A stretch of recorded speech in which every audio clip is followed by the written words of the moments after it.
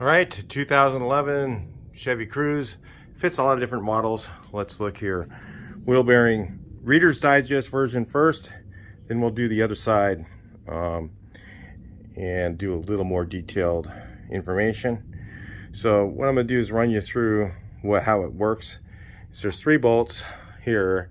They go from the inside. So all you have to do is take the rotor off, the caliper bracket, and take this nut loose. Take this nut for the axle off, and then this is not pressed on here. So what I do is just take this nut and bolt out of here. I leave all that together. The reason you want to leave that together, you can change your alignment.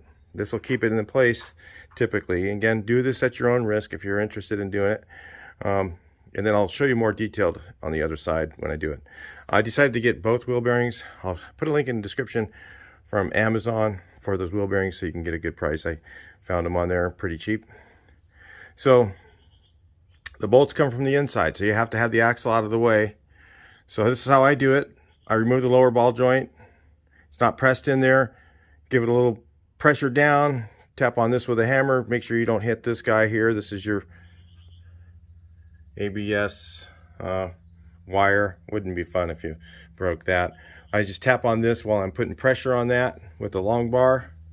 Hold that down, with the bolt all the way out, and then just work that out of there. It's a little tough to get it all the way out of the way. And then once you do that, you can work the steering, have the steering loose, move it around, and get the axle out of the way. And then just hit these with a gun. They're going to be real tight. If you do it at home, you're definitely going to want one of these guys. Earthquake, Harbor Freight's a good one. You can get one of the other ones online as well. Off of Vever website is one of the best, that cheap things. So anyway, that's the Reader's Digest version. Make sure that the bolts, these should have blue Loctite on them, okay, the ones that hold the hub in.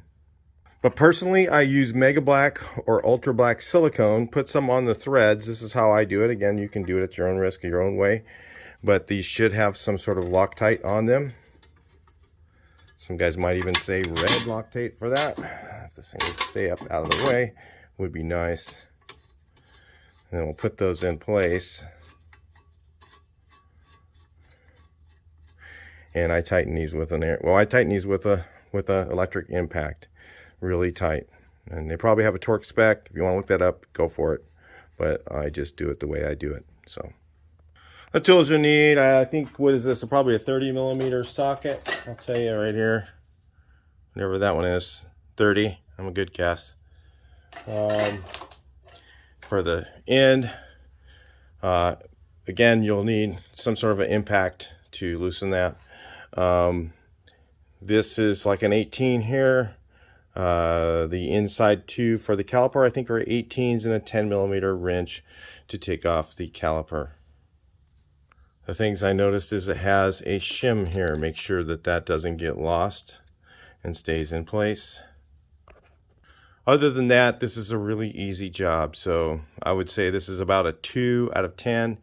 If you had the proper tools, almost anybody could probably do this job. And I'm sure shops charge a ton. So anyway, I'll show you the other side a little more detailed in a minute. Stick around. All right, so some of this is going to be in high speed. We're going to go ahead and take the wheel off.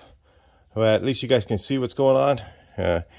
And then remember, when you're working on your car, talk to it, tell it to be nice to you. It helps a little sometimes.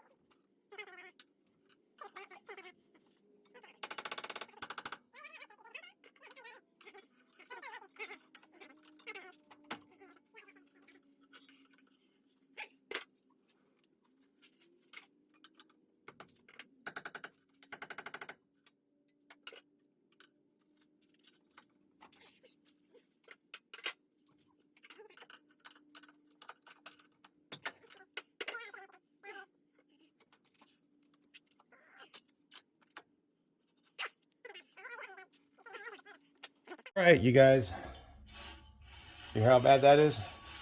That's a bad wheel bearing right there. Sounds like a roller skate. That's what was the problem. I replaced both of them at the same time. Not a bad idea to do, to just go ahead and change them both while you're in here. Now, to get this out, I noticed I had to beat on this thing. That last little bit sometimes can be a little tough to get off. And if I can get the steering to go the other way. Hope it didn't lock. Anyway, hit these with the big gun. Take them off. Take the wheel bearing out. Put the new one in. That's basically it. So yeah, bring it back in. A little more.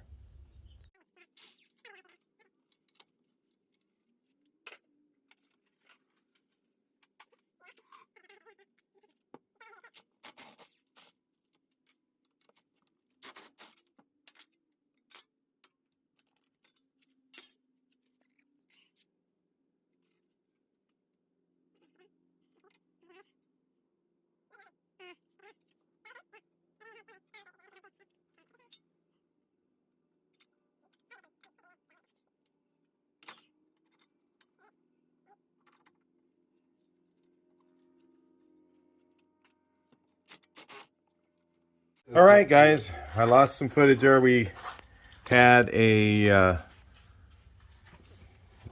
camera overheat on us, so anyway, I got ahead of you guys a little bit. So all I gotta do now is put on the caliper bracket. I don't know how much you guys see. And again, I'm putting what's it called? Loctite on the, on the caliper bolts on these, on the bracket. I just put a little bit of silicone on there. It usually does the job. Again, you can do that. Typically they want you to use blue Loctite, but I've had really good success just using ultra black or mega black. I like mega black better than ultra black.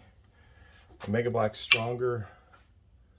So I'll just hit these with the gun. And then, we're right there, I think.